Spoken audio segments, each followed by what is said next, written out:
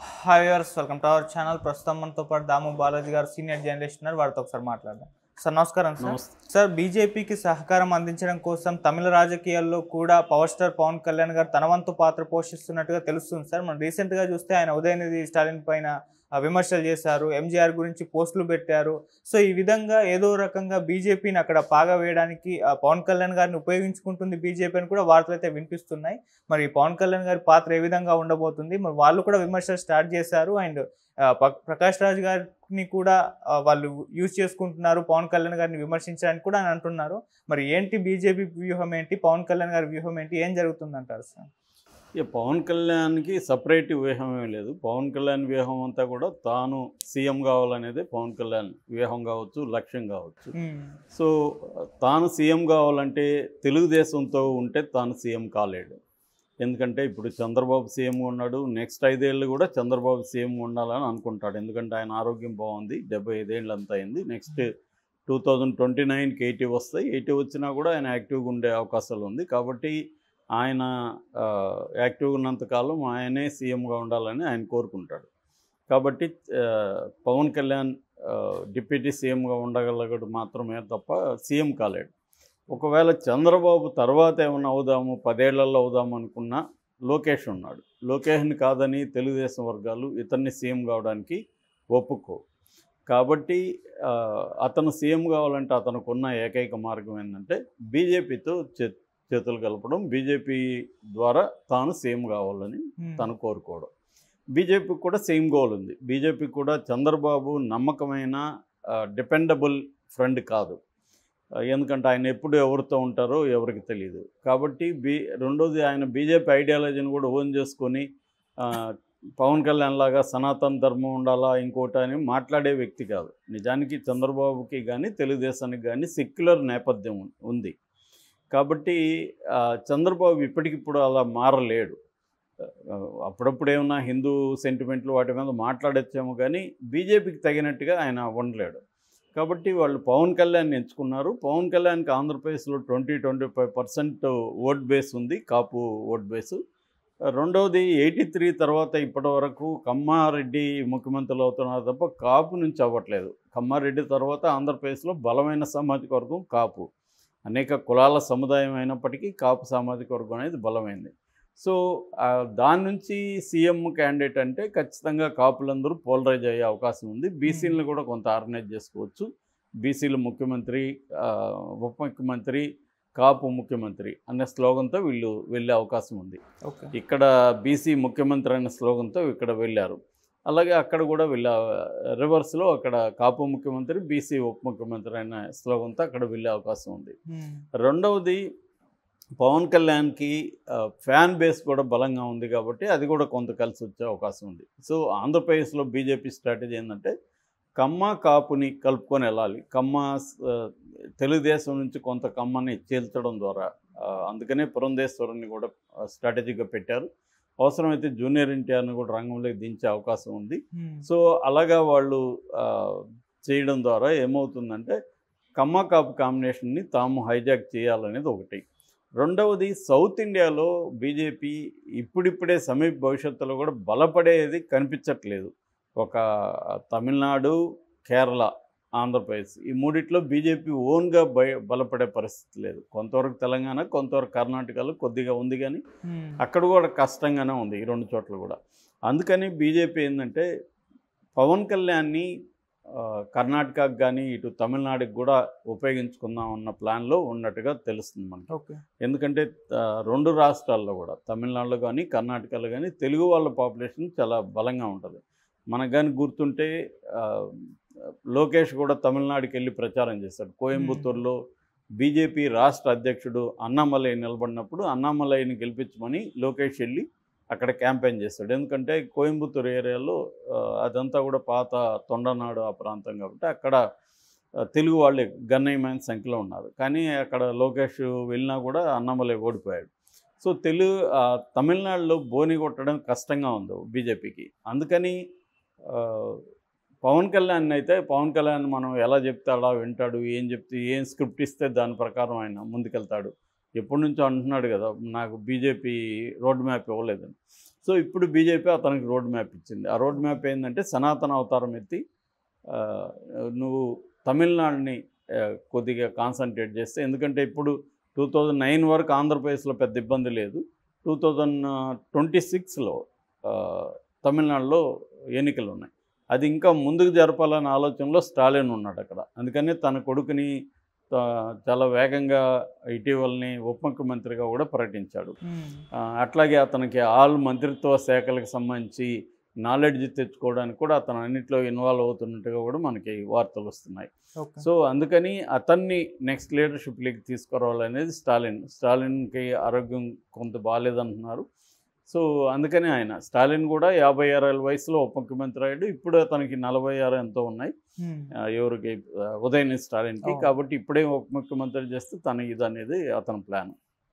అయితే ఇక్కడ కాంగ్రెస్ అక్కడ ఈ డిఎంకే ఇద్దరు కలవడం ద్వారా వాళ్ళకి ఇప్పటికిప్పుడు పెద్ద థ్రెట్ లేదు, ఒక విజయ్ థ్రెట్టే కనబడుతుంది. విజయ్ ఏమాత్రం ఉంటుందో అనేది ఇప్పటికిప్పుడే కష్టం. విజయ్కి కూడా ఈ 2 ఏళ్లలో తాను ముఖ్యమంత్రి అయ్యే ఛాన్స్ అయితే విజయ్కి కూడా లేదు. ఎందుకంటే రాజకీయాల్లో ఇంతకు ముందులాగా ఒక వ్యాక్యూమ్ ఉన్నప్పుడైతే సినిమా వాళ్ళకి ఆ ఛాన్సులు ఉండేవి.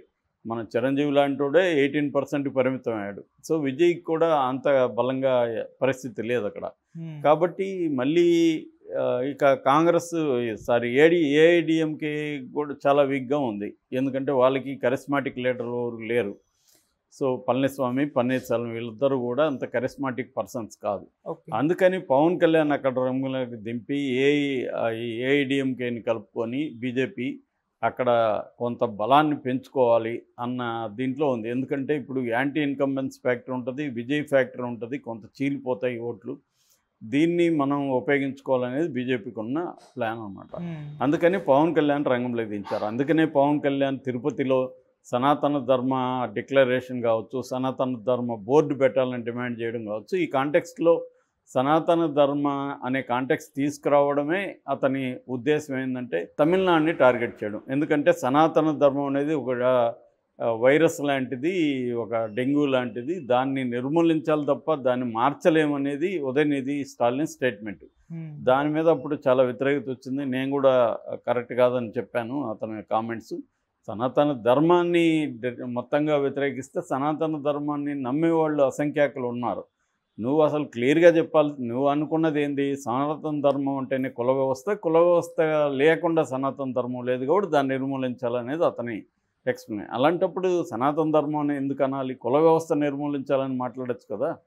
సో కుల వ్యవస్థ నిర్మూలించాలి, వర్ణ వ్యవస్థ నిర్మూలించాలి, అంటరానితనం ఉండొద్దు, అది మాట్లాడాలి. అది ఆల్రెడీ రాజ్యాంగమే అంటరానితనాన్ని నిషేధించింది.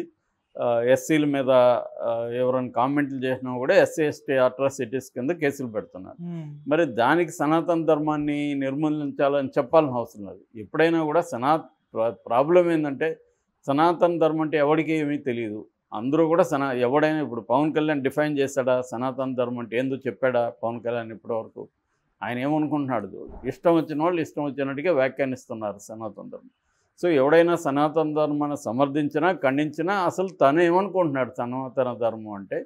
దాన్ని ఎందుకు సమర్థించాలి లేదా దాన్ని ఎందుకు ఖండించాలి అనేది ఎవడైనా మాట్లాడాలి. అవేమి లేకుండా తను అనుకున్న దాన్ని చెప్పేయడం అనేది కరెక్ట్ కాదు. ఓకే. సో ఈ కాంటెక్స్ట్లో అందుకనే పవన్ కళ్యాణ్ సనాతన ధర్మం విషయంలో ఉదయనిధి స్టాలిన్ని విమర్శించడం కూడా ఈ నేపథ్యమే. ఎందుకంటే ఉదయనిధి స్టాలిన్ ఇచ్చి చాలా కాలమైంది, 1 ఇయర్ దాటిపోయింది. ఇప్పుడు పవన్ కళ్యాణ్ ఖండిస్తూ ఉన్నాడంటే అర్థం ఏంటి? అప్పుడెందుకు ఖండించలేదు పవన్ కళ్యాణ్? మరి అంత సనాతన ధర్మం కోసం అతను ప్రాణాలు కూడా నేను ఇచ్చేస్తానని మాట్లాడినోడు పక్క రాష్ట్రంలో సనాతన ధర్మం డెంగ్యూ లాంటిది దాన్ని నిర్మూలించాలని మాట్లాడితే అప్పుడెందుకు పవన్ కళ్యాణ్ నోరు తెరవలేదు?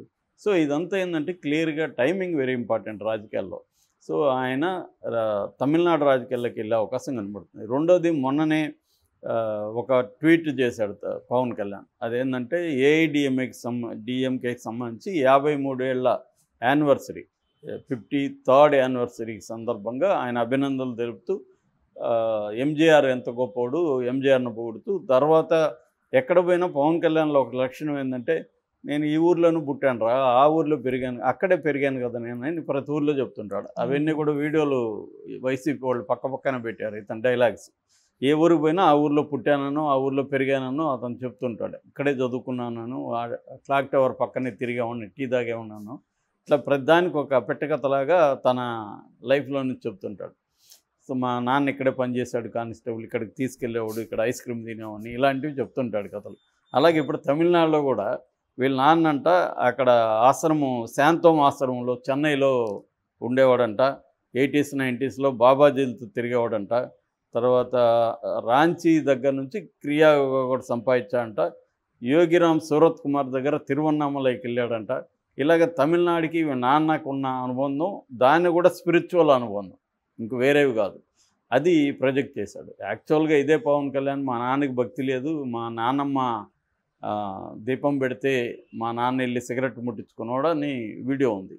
సో పవన్ కళ్యాణ్తో కానీ ఇప్పుడు ఈ రాజకీయ నాయకులందరూ కూడా గతంలో తాము ఏం మాట్లాడామనేది వాళ్ళకి షార్ట్ టర్మ్ మెమరీ లాస్ వచ్చేస్తుంది, వాళ్ళు మర్చిపోతారు. ఇప్పటికి ఏం కావాలో అది మాట్లాడుతుంటారు. అది పక్కా వీడియో ఉన్నా కూడా వాళ్ళకి అనవసరం. అంటే మనం అనుకున్నది మాట్లాడుతూ ఉండాలా, నమ్మేవాళ్ళు నమ్ముతూ ఉంటారు అనేది వాళ్ళ ప్రతి రాజకీయ నాయకుడు అదే చేస్తున్నాడు. పవన్ కూడా భక్తు రాజకీయ నాయకుడు కాబట్టి అతను కూడా అదే పనిలో ఉన్నాడు. ఎందుకంటే అతని లక్ష్యం సీఎం కావాలి. సీఎం కావాలంటే బీజేపీతో ఉండాలి, బీజేపీ అజెండాలోకి తాను వెళ్ళాలి.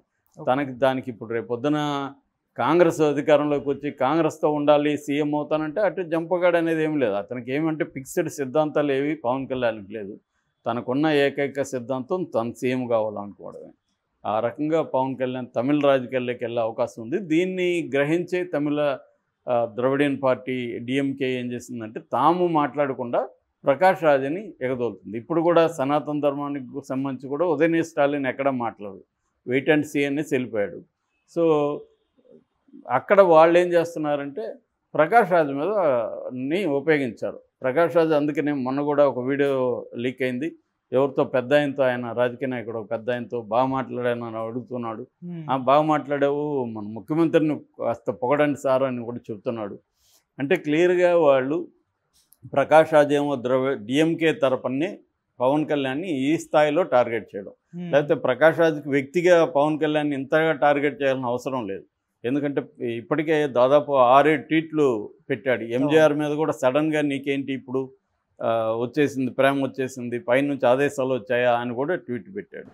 కాబట్టి ఇదంతా క్లియర్గా పొలిటికల్ గేమ్. ప్రకాష్ రాజ్ ఆడేది పొలిటికల్ గేమే, పవన్ కళ్యాణ్ ఆడేది కూడా పొలిటికల్ గేమే. తను తమిళనాడు మీద దృష్టిలో పెట్టుకొని చేస్తున్నాడు. దీనివల్ల తెలుగుదేశంలో కూడా ఇబ్బందిగా ఉంది. మనం కానీ జాగ్రత్తగా గమనిస్తే తెలుగుదేశం మీడియాలో కూడా పవన్ కళ్యాణ్కి యాంటీగా వార్తలు వస్తున్నాయి ఈ సనాతన ధర్మానికి సంబంధించి. సో పవన్ కళ్యాణ్ విమర్శిస్తూ తెలుగుదేశం మీడియాకు సంబంధించిలో కూడా మెల్లమెల్లగా వార్తలు క్రియేట్ అవుతున్నాయి. అంతే ఇది చంద్రబాబు గ్రహించకుండా ఉండడు కదా, ఆయన మహాముదురు. పవన్ కళ్యాణ్ స్ట్రాటజీ ఏంటి, ఫ్యూచర్లో పవన్ కళ్యాణ్ ఎలా వెళ్ళబోతున్నాడు, ఇవన్నీ తెలియకుండా ఏమి ఉండదు కదా. తన అవసరాల కోసం పవన్ కళ్యాణ్తో ఉన్నాడు తప్ప చంద్రబాబుకి క్లారిటీ ఉంది. పవన్ కళ్యాణ్ గోల్ ఎటువైపు ఉంటుంది, తను ఎటు వెళ్తాడు, దాన్ని ఎలా మనం అడ్డుకోవాలనేది చంద్రబాబుకి కూడా ఉంటుంది. అందుకనే తెలుగుదేశం మీడియా కూడా ఎక్కడ సనాతన ధర్మ ఈ కొత్త అవతారం ఏదైతే ఉందో పవన్ కళ్యాణ్, ఈ అవతారాన్ని తెలుగుదేశం మీడియా సపోర్ట్ చేయట్లేదు, ప్రమోట్ చేయట్లేదు. పైగా